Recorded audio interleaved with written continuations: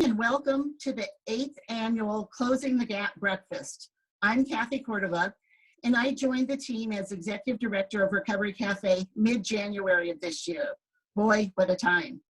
I'm thrilled to be at the helm of such a vibrant organization. The Closing the Gap Breakfast is our signature event. While we were so looking forward to greeting you in person with our hugs and coffee, we are just grateful that so many of us are able to join us via Zoom. Just a few housekeeping messages. We are delighted to have Ashley Pups of the Recovery Cafe Network in Seattle hosting the event today. The chat feature allows you to communicate via text. We have so many participants from around the country today. We encourage you to go into chat when you have a chance and add your name and where you are from. Should you have any technical difficulties, please add those to chat and we will attempt to resolve those. For now, all participants have been muted. If you are a speaker or performer, as you are introduced, you should unmute yourselves. This event is being recorded and will be made available for future viewing. Again, I started in January, and one of the things I was most excited about was putting together the committee to put together this event. I've attended the event for the last 4 years, and I really looked forward to being able to participate.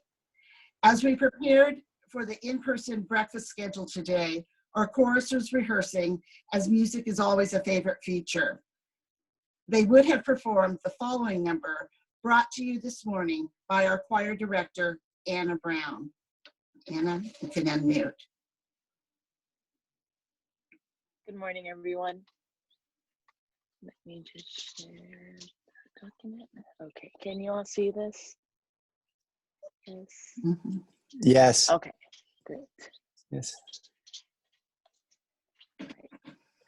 Okay, so here is, looks like it's going to be a hard road. So sing along with me if you know it. Otherwise, enjoy. Well, it looks like it might be a hard road, but I'm gonna walk it with you.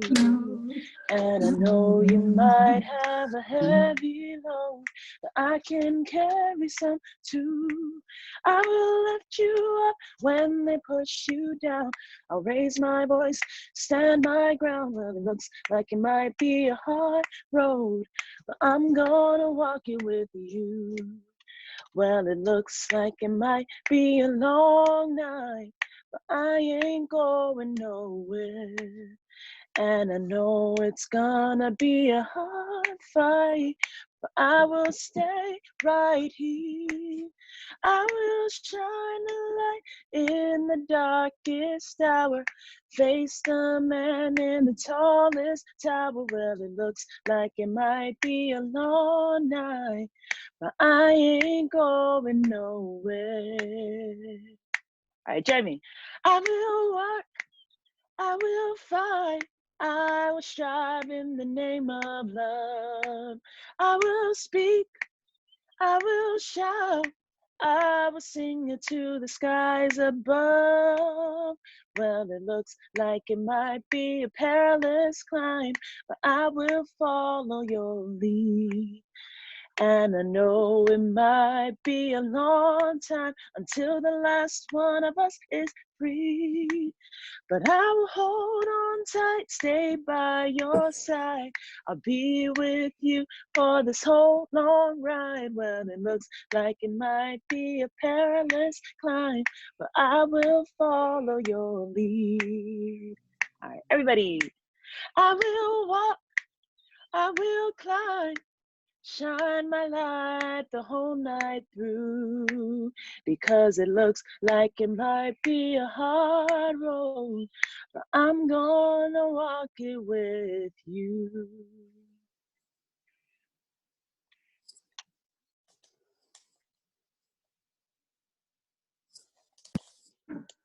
Thank you so much, Anna. That was so beautiful.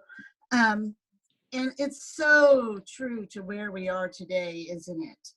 It looks like it might be a hard road, but I'm going to walk it with you. And that's what our path is. That's what the path is for those of us who are in recovery. And as we say at the cafe, we're all in recovery from something. And I think our world today, we're all in a road to recovery in this unusual circumstance. Someone who's been with us from the very beginning and supported us through getting the cafe to its current building, been there for our breakfast, been there all the way along, is San Jose's Mayor, Sam Liccardo. And he wanted to share a few words of encouragement this morning. Mayor Liccardo. Kathy, thank you. And thank you so much for your leadership. You're willing to take on the role here of all the incredible work that Recovery Cafe is doing in our community. It's great to see you and Reverend Dana Bainbridge and so many others who have been so critically important in this. And, you know, in this moment more than ever, I think we appreciate the value of connection. We are so critically deprived of it in so many ways.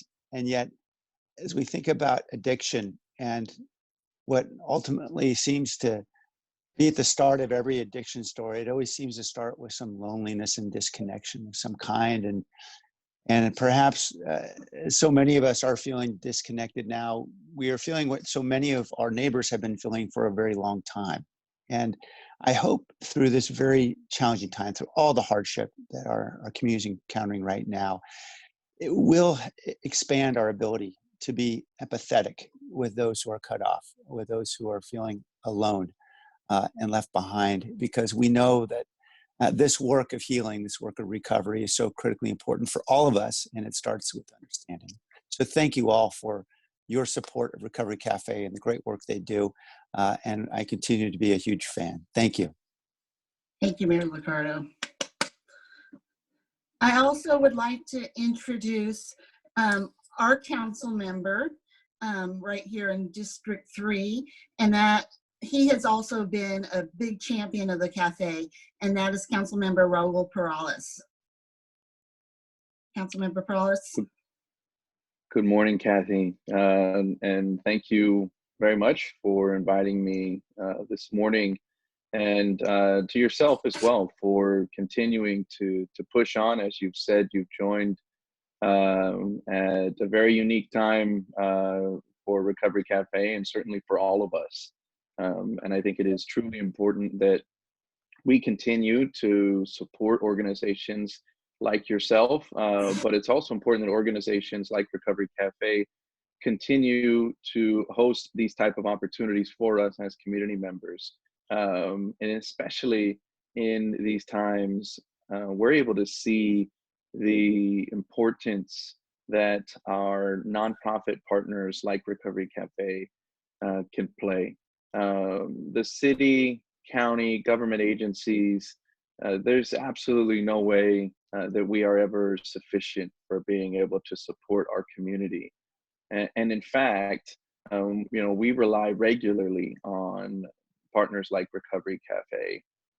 And then in times like this pandemic, what we're able to see is that, in fact, even our reliance on nonprofit partners is not enough.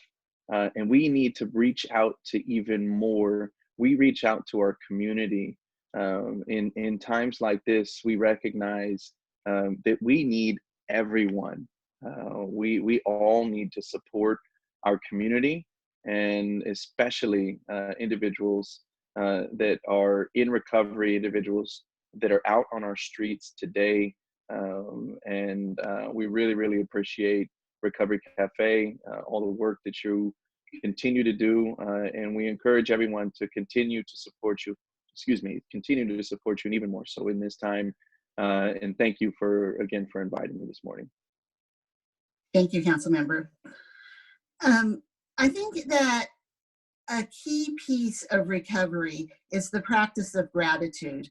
And there are all different kinds of tools for gratitude, making gratitude lists, having a gratitude box or gratitude checkoff. But this morning, I really wanted to start with some gratitudes that the cafe has for many of the people and organizations that got us here today. First, I'd like to start with the sponsors of this event: Heritage Bank, San Jose Water, Local 393 Steam Fitters and Plumbers, Santa Clara Valley Health Plan, and the Barnett family. Additionally, there have been many members of the community who have come forward through our online campaign. And we'll talk a little bit more about that at the end of the event. But every dollar, if it's $1 or $5, or those who are able to come in at the sponsorship level, that's keeping us going. So we really very much appreciate it.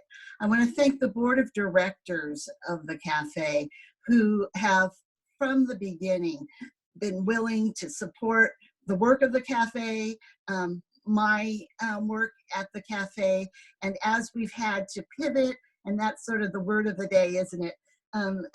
Keep changing what we're doing as we respond to this pandemic. The board has been there all the way. So I want to thank all of our board members, our board chair, Carl Cookson, our founding members, Dana Bainbridge, Sandy Hitala, Jim Thompson, additional members, Judge Terry, Judy Kaiser, Linda Lappin, Cindy McCalmont, I think I missed one in there, Shankari Panchapakasan. So thank you so much, board members, for all that you do. None of this would be happening without our staff. We have this incredible team. Lisa Wilmus, Tadashi Gucci, Tanya Bautista, our Jesuit volunteers, Tanya and Porter, our bookkeeping staff, and finance staff, which is Michelle McKee and Dana Bergstrom, and of course our development director, Dana Bainbridge. So the staff is really keeping us going too. Additionally, I just want to thank all of the volunteers. We have over 50 volunteers, many of whom are on the line today. So thank you for being here and being a part of what this breakfast is all about. And the heart of it all is the members who come to us with their needs and with their gifts. Our members, a core piece of what the cafe is all about is allowing the members to give their gifts back. And you'll hear a little bit more from a couple of our members today, but how touching it is for them to share the stories of their lives and for us to learn resilience from their paths. And we all need a little resilience these days. So thank you, members, as well. Speaking of gratitude, we have tremendous gratitude for the very beginning of the roots of Recovery Cafe. Today we have with us as our keynote speaker, Killian No. Killian has a gift of drawing people into a vision, all kinds of vision. She started with Samaritan House in Washington, D.C. She's had a lifelong experience of giving service to the world, to those who are in most need. When she went to Seattle and began Recovery Cafe, which the first Recovery Cafe in Seattle, San Jose being the second, and now amazingly we are up to 22 cafes in the network across the country, and look forward to more. So without further ado, I'd like to turn this over to Killian to share a few words of encouragement and her story. Thank you, Killian. If you just unmute, that would be great. Thank you, Kathy. I am truly honored to be a part of this event. We shared the model first with Recovery Cafe San Jose, as Kathy just mentioned. But since then, we have learned a lot from Recovery Cafe San Jose in Seattle. Recovery Cafe San Jose is actually the gold standard, and we learn a lot from them. My husband, Bernie, and I were whitewater rafting down the Nantahala River in the mountains of North Carolina. We failed to maneuver our boat properly down a 6-foot drop in the river, and we were thrown from our boat. We had been warned in the orientation about a deadly waterfall 2 miles past the 6-foot drop in the river. So there we were in the freezing fast rapids headed toward this deadly waterfall. I was frantic. I kept trying to stand up to get myself out of the river, and I kept getting knocked over by the strong currents. Finally, I managed to catch a glimpse of my husband's head bobbing in the whitecaps, and he looked so serene, like he was actually enjoying the ride, while I was becoming more and more exhausted and terrified. Then I noticed that several people were running alongside of the river, yelling instructions. I could barely hear them, but over the whitewater, but they were saying, "Let the river carry you. We will drop ropes from the overpass 2 miles downriver." 2 miles seemed too close to the deadly Weser Falls for comfort. But because I was exhausted, I eventually leaned back into the water and decided to trust that whatever was needed would be given. Well, obviously, the ropes were dropped from the overpass just before the falls, and we were rescued. Later that day, I asked Bernie, "How did you manage to be such a Zen master when headed for a deadly waterfall?" Bernie confessed, "I wasn't paying attention during the orientation. I had no idea we were headed for a deadly waterfall." Until sometime in February or even March, most of us were going about our lives, not paying much attention, with no idea we were headed for a deadly pandemic. Suddenly, we were all thrown from our boats into dangerous waters. And now we all find ourselves trying to stay afloat in a totally new normal, with the threat of COVID-19 looming too close for comfort. So the questions I hoped we could work with this morning briefly are: how do we stay afloat in dangerous waters? How do we live in this new normal with relative peace and even joy? How do we let go and lean back into the river, trusting that everything we truly need to face whatever lies ahead will be given? I'd like to offer 4 brief suggestions. None of these will be new to any of you. In a recent Kaiser Family Foundation poll, half of the respondents said their mental health had suffered due to COVID-19. Most of us are experiencing increased anxiety, stress, and fear. Many are experiencing sleeplessness and collective grief. All the recovery cafes in our network know from our teleconnection calls and our Zoom recovery circles that COVID-19 has taken a toll on the mental health of our members as well, to varying degrees.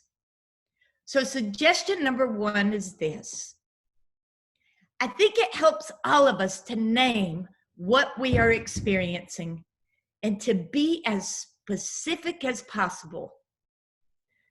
One person in my circle named, My anxiety has gotten so bad, I am afraid to step outside my apartment. Another person I called named, I am terrified of losing my housing and becoming homeless again.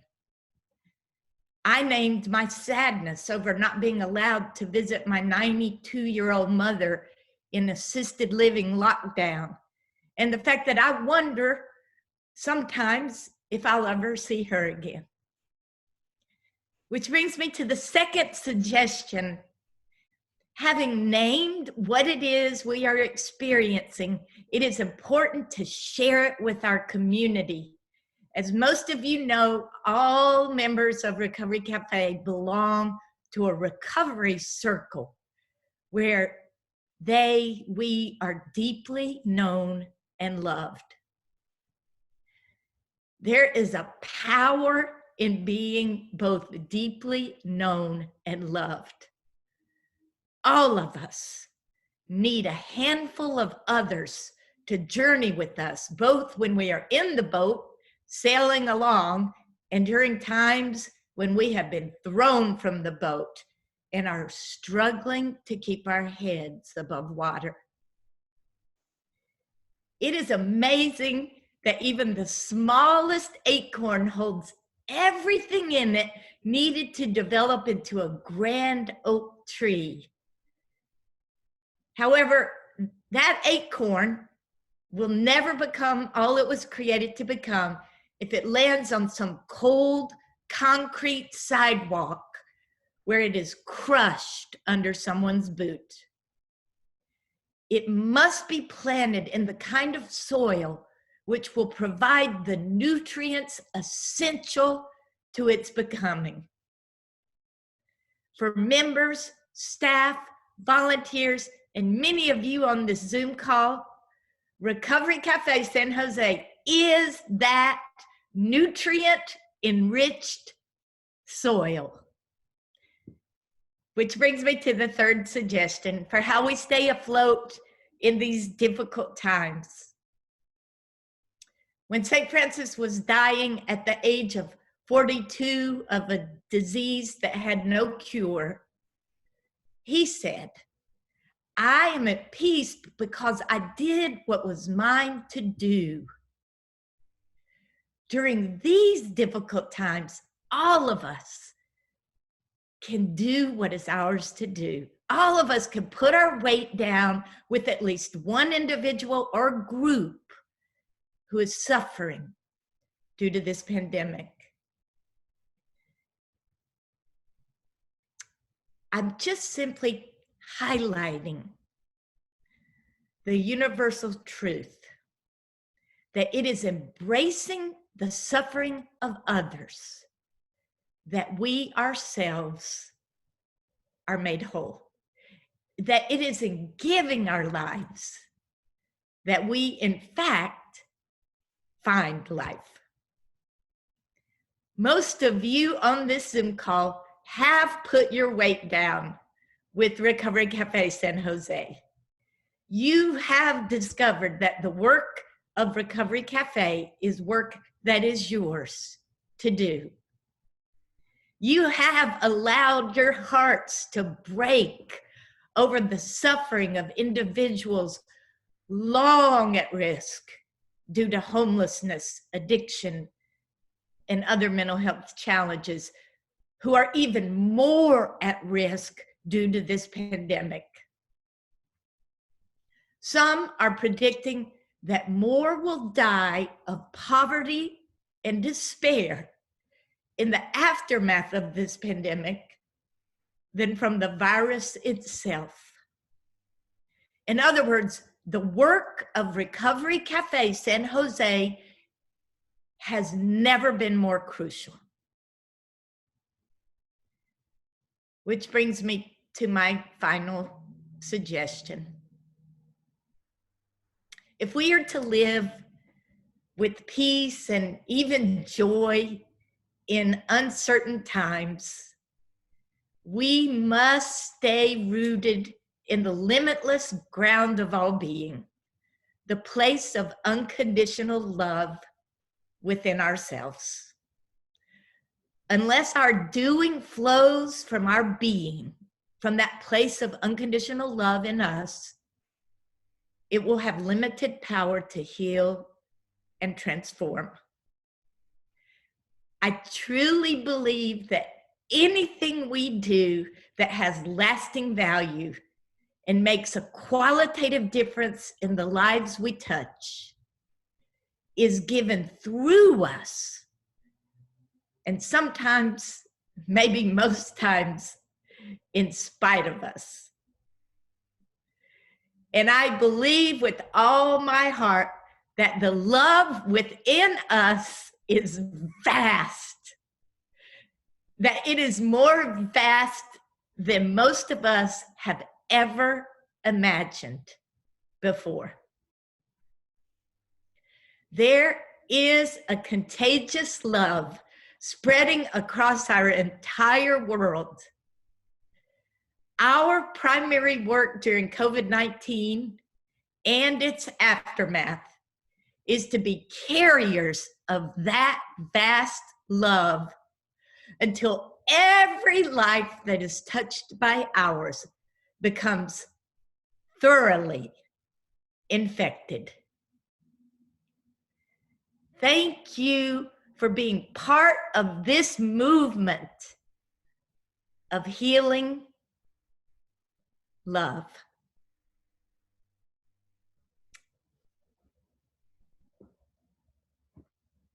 Killian, our hearts are so bonded with you as we began this journey together with you, and you always never fail to remind us of what matters most.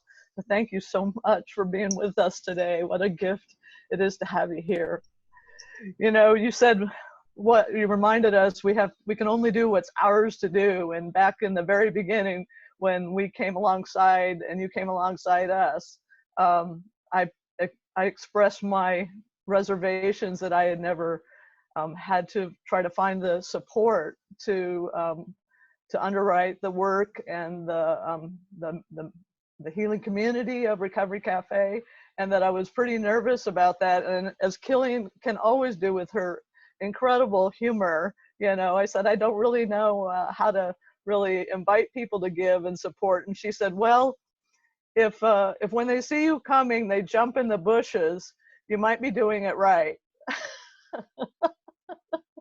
But I haven't had too much of that, Killian, but your humor, you know, helped me with a lot of my fears, and actually it's just been such an incredible joy to be part of a giving community that Recovery Cafe is in so many different ways, and the people who are here today are a big part of that. There is someone I want to introduce you all to that's a big part of that giving community. Over the past 4 years, I've had the delight of getting to know Kathy Kwan, who has taught me so much about having real conversations about giving. And Kathy and her husband, Alan Eustace, started the Eustace Kwan Family Foundation in 2005. And as a grant maker, Kathy has strong connections with the nonprofits she supports. At Recovery Cafe, she's come over, she's led a board retreat, she's come and done on-site visits to just hang out with us.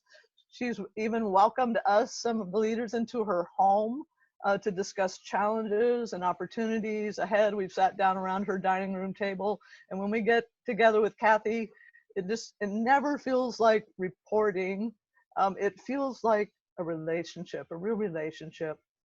And I've known Kathy to be someone truly willing, as you talked about, Killian, to come close to these places of suffering. And she has been just genuinely moved by the needs around us amidst the abundance of the Silicon Valley. So Kathy really sees the Silicon Valley situation of disparities and has wanted to do more. So she has gone over and above. She's expanded her efforts beyond her own foundation to guide and mentor new Silicon Valley giving. With Stanford, she's created this incredible resource for new philanthropists who may be unaware of local needs and don't know how to get started.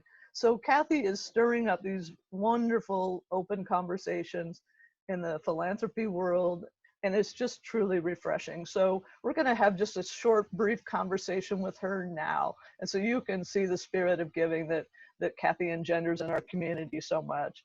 Kathy, thanks for being with us this morning. So we're going to do a little interview. Yeah. Okay. Say hello quick. Yeah. Hi, how are you today? Let's see, do you have me? Yes, we got you on here then. Okay, That's great. perfect. So I got the first question for you. You know, one time I heard you speak and you said that in this work, you learned a lot about what it means to be a giving person.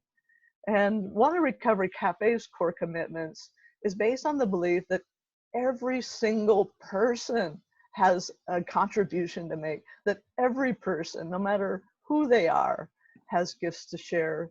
So I'm wondering if you could tell us what you've learned about the human need to give and how giving changes us and has changed you. So I think, first of all, thank you so much, Killian, for the inspirational words. It really made me think back to in my childhood, someone shared a very interesting quote about the love in your heart was not put there to stay. Love isn't love until you give it away. And in a lot of ways, I think I have aspired to live by that quote, and it inspires me every day. I think sometimes the hardest thing about grant making is we think about how to be strategic and how to get impact and what are the goals and objectives. But giving is a very emotional act. And I'm going to use my experience here at Recovery Cafe to talk about what I personally gained from giving, which is number one, I am inspired. Every single time I meet with leaders, volunteers, staff from Recovery Cafe, I am inspired by the commitment, dedication, resilience, strength in helping other people make the journey. I'm also very inspired by the choices people are making to better their lives. I really believe that organizations that promote an opt-in and then provide support so that their members or primary communities can do better in their life are really, really strong partners for my own foundation. The second thing that I get out of giving is I learn and I grow. And I think one thing that I talk to a lot of new funders is as much as you're giving your gift, you will have something happen for yourself. And that might be personal growth, whether it is learning about a new community, building new skills for yourself, being excited about sharing the journey of your organization and its members. And then the last thing that I tend to get from every gift I give, every gift is like a child for me. I feel like I'm herding a bunch of ducklings along and then they grow, is that sense of satisfaction and contentment, watching both the organization and the primary beneficiaries of the dollars grow and develop.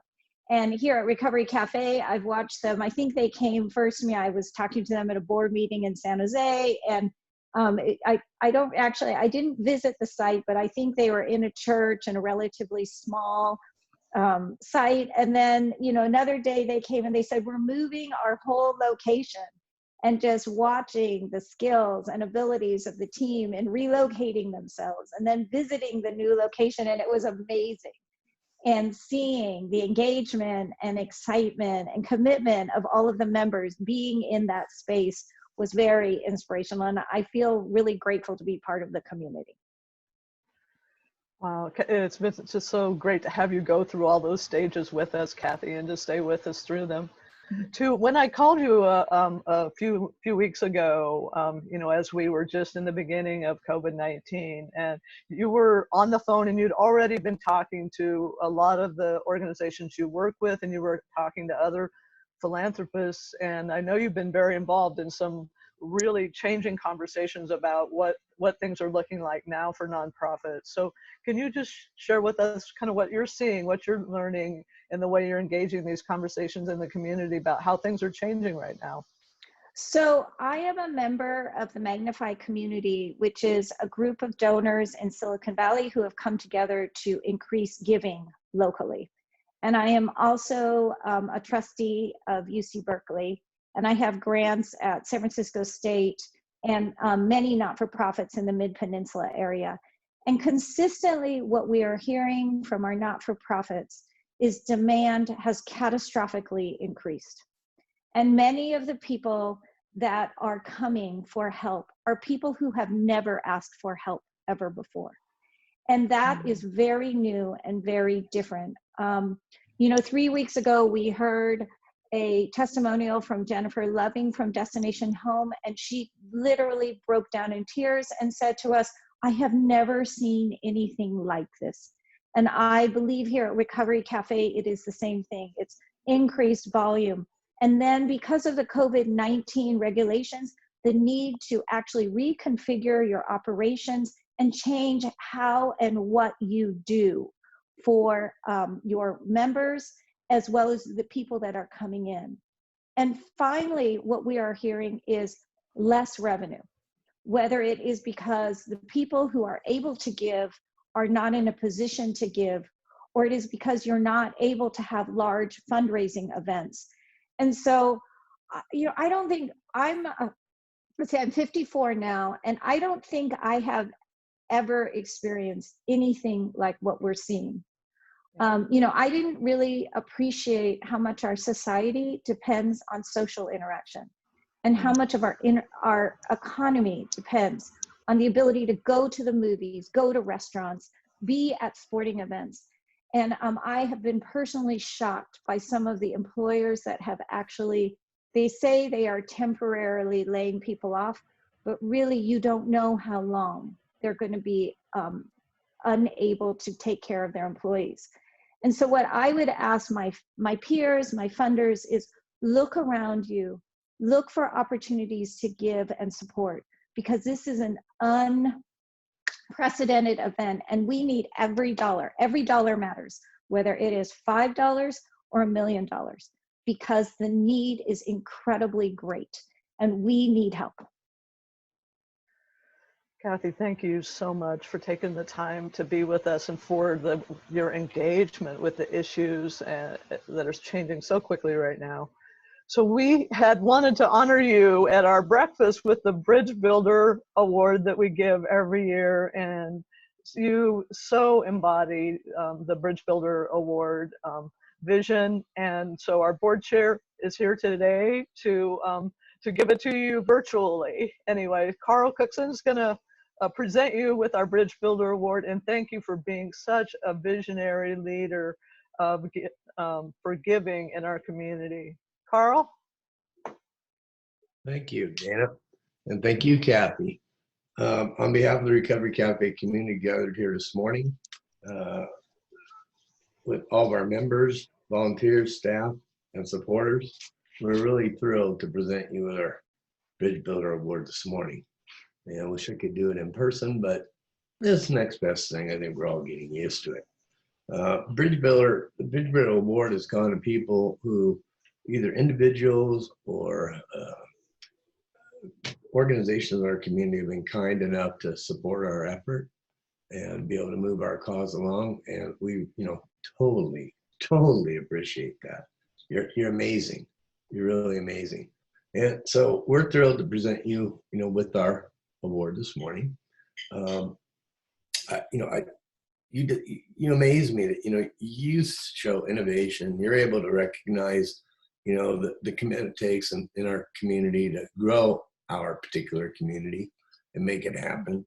So we have a couple of things for you here this morning. We have this beautiful mug, and that way, when you have a beverage in the morning, coffee, tea, or whatever it might be, you can always think of Recovery Cafe. And unfortunately, due to this strange time we find ourselves in, we actually weren't able to get something professionally engraved on our plaque for you, but I'm kind of innovative. I've kind of been hanging around. I've taken up a new hobby.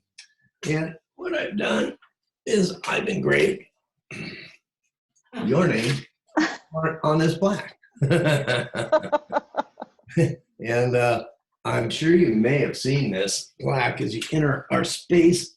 It is right by the reception desk, and everybody that comes in definitely has an opportunity to look at it. And as I counted, I think you're our 7th recipient. The other thing I noticed is you're at the top of the middle row.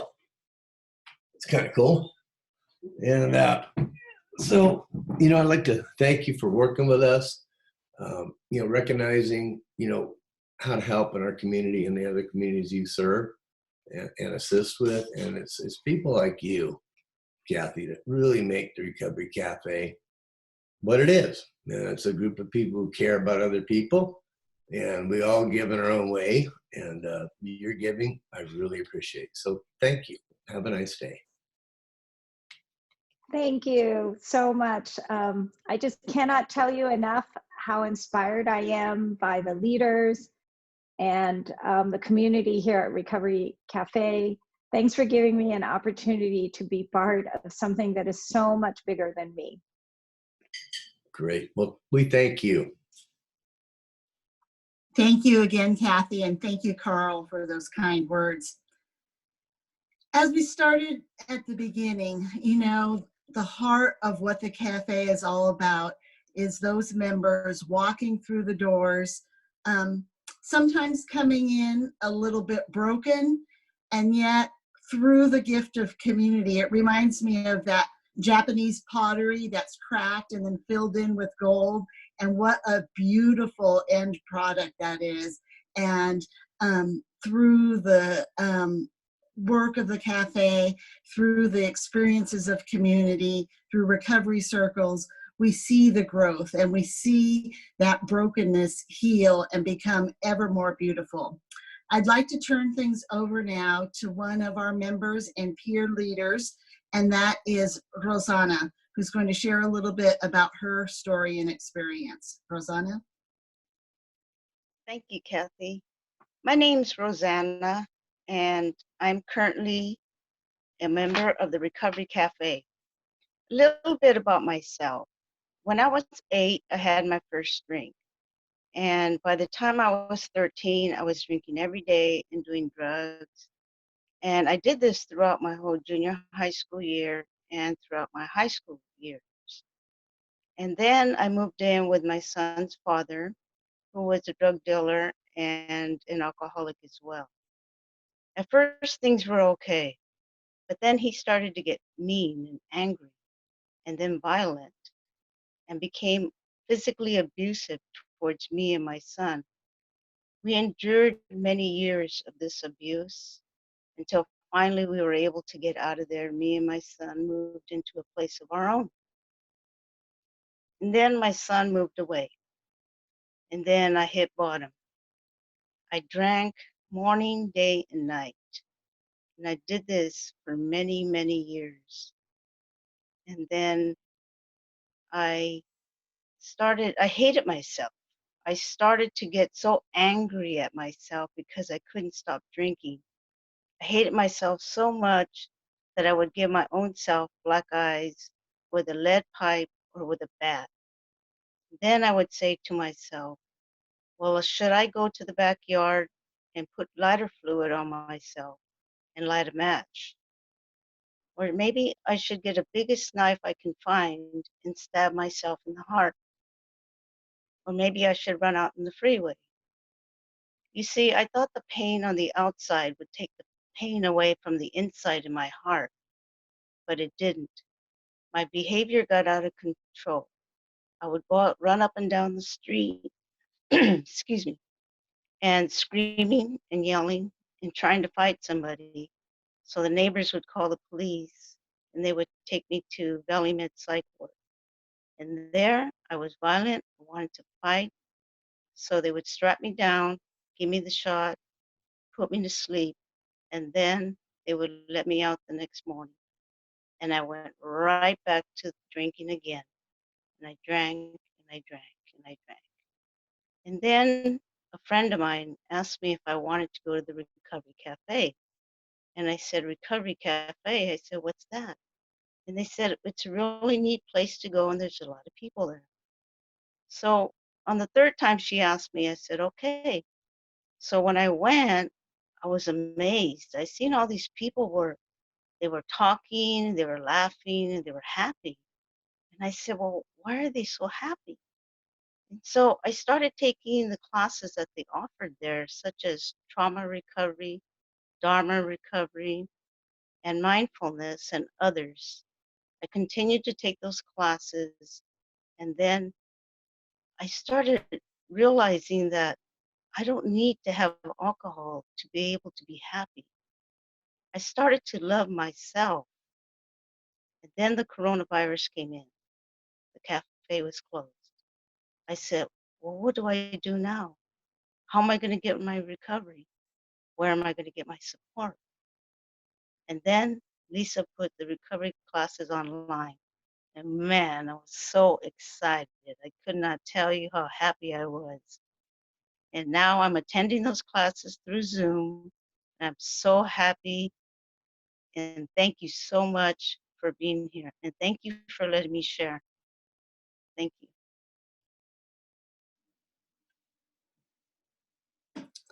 Thank you, Rosanna. What a gift it is to have people like Rosanna in our lives. We really appreciate you sharing your story today. And she alluded to Lisa. Lisa is Lisa Wilmus, who is our program director, who's here to tell you a little bit about some of the things that have been happening most recently at the cafe. Good morning, everyone, and thank you, Kathy. It's so great to see all of you here on Zoom, our new reality, it seems. As Kathy said, I'm Lisa Wilmus, the program director here at Recovery Cafe San Jose. I'm so thankful for the opportunity to connect with you and share about the wonderful work at RCSJ. As you heard from Rosanna's story, our members really rely on the support they receive at the cafe. As 2020 began, we were ramping up our programming through additional class offerings to support members in their leadership and growth. Our spring School for Recovery session was shaping up to include intensive life skills classes in computer instruction, healthy communication, and work readiness, while another cohort was about to begin their 8-week barista and culinary training. We were planning our annual volunteer appreciation event, where this year, members who completed the culinary training were going to prepare and serve the meal, giving back to the givers. We had forged new healthy active living and physical exercise sessions, including bike riding, with our new partners at the Silicon Valley Bike Coalition. And we were overjoyed at the fact that out of many applicants, RCSJ was one of the 4 awardees at this year's 100 Women Foundation grant event. And then everything stopped. Santa Clara County found itself in the middle of a global pandemic, as did the rest of the world. At RCSJ, we made the difficult decision to close our doors and rethink how would we deliver these essential services so many of our members rely on. If members could not come into the cafe, how could we still serve them? We closed for a week to come together as staff. The first thing we did was check in with each other. We asked staff and volunteers if they could continue on. Immediately, all said yes. They recognized the deep impact that shelter in place would have on members already experiencing isolation and economic insecurity. As a group, we decided that we could provide limited services outdoors through essential pickup. We began distributing hot meals and groceries, hygiene kits, and sharing of key resources. But shifting to shelter-in-place life is not easy. What worked one day does not always work the next. The needs of the community quickly outgrew our capacity. As the crowds grew larger and larger each day, we did not want to pose additional risk to an already vulnerable population. Again, we asked, how do we better serve our members? We decided that to minimize travel and exposure risk, we would have staff and volunteers with protective equipment deliver supplies directly to members. We moved the programming online. Many members have jumped right in without skipping a beat. For those that need a bit more support, staff and volunteers have walked them through their device setup step by step. And for members who are unable to go online, they receive daily calls from staff and volunteers. Now, our online schedule includes recovery circles, trauma recovery, mindfulness, creative writing, and various recovery support groups.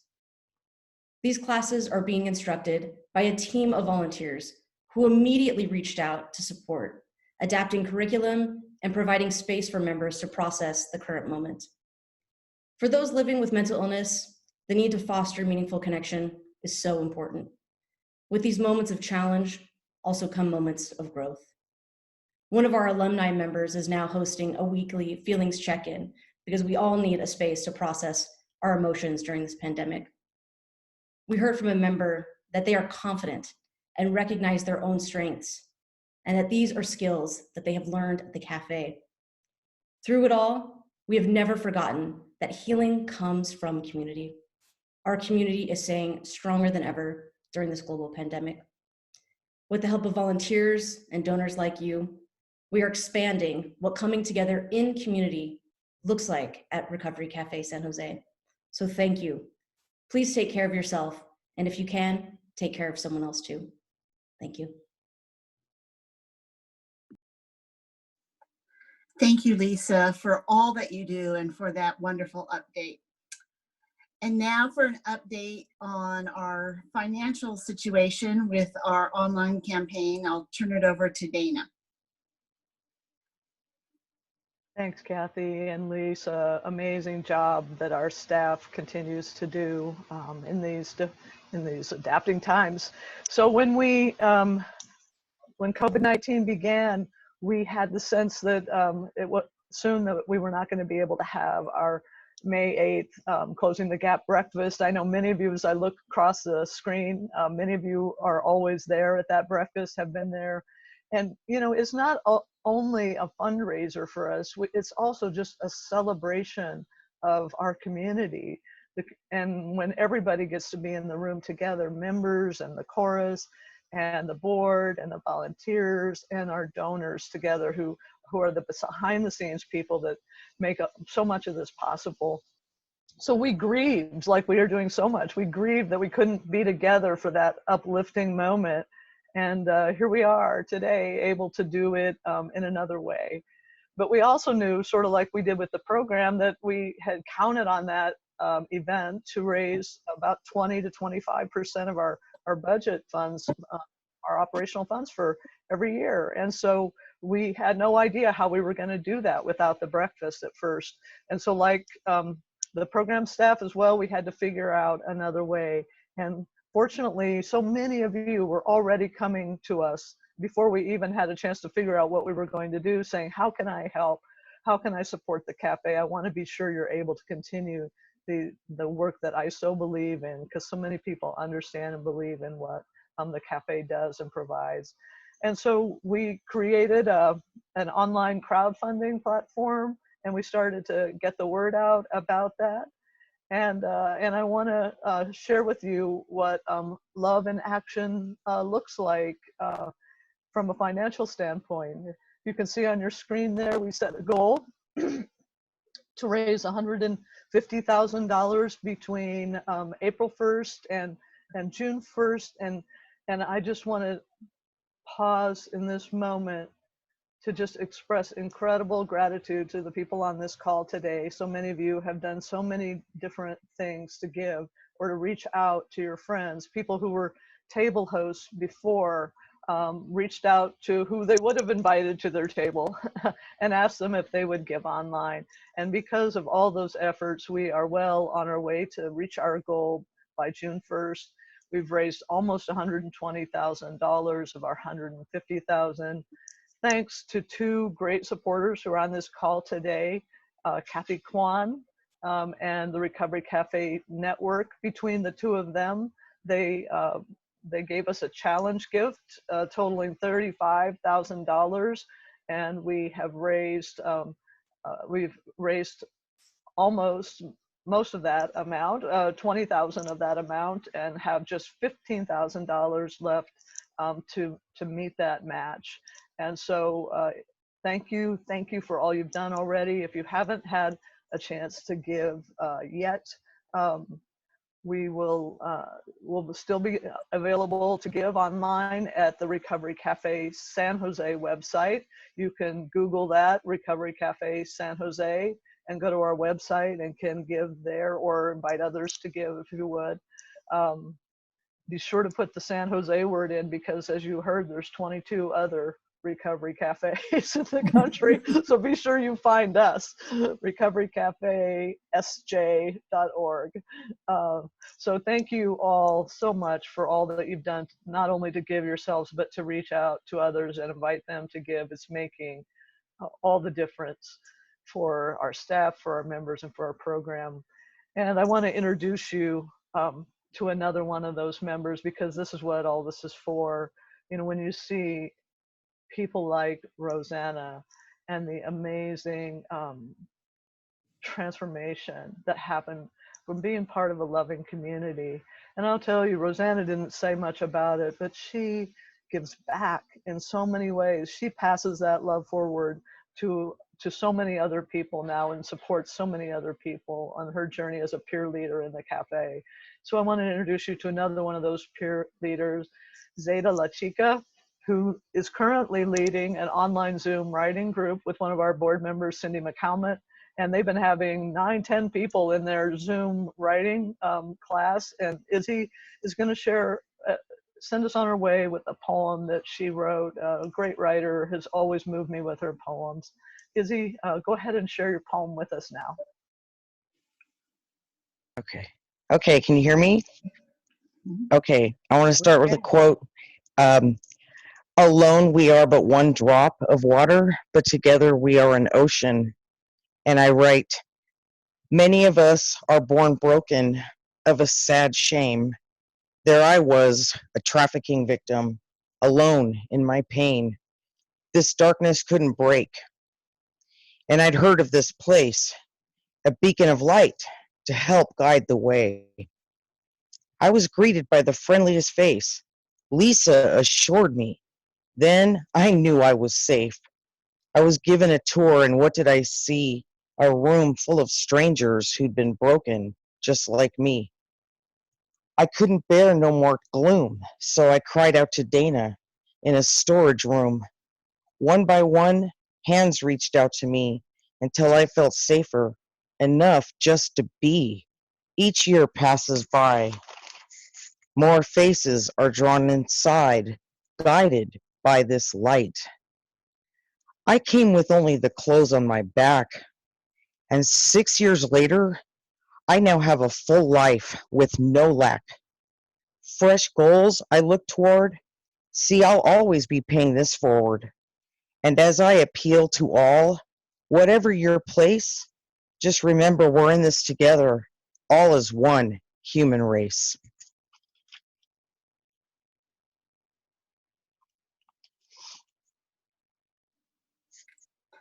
How beautiful that was, Izzy. Thank you. And I want to, with heartfelt sincerity, thank each and every one of you who came to be with us together, without coffee, without the hugs, but with the heart. Thank you, Kathy Kwan. Thank you, Killian. Everybody who spoke today, really, you are the ones who are walking with us on that long road, and we're going to do it together. Goodbye.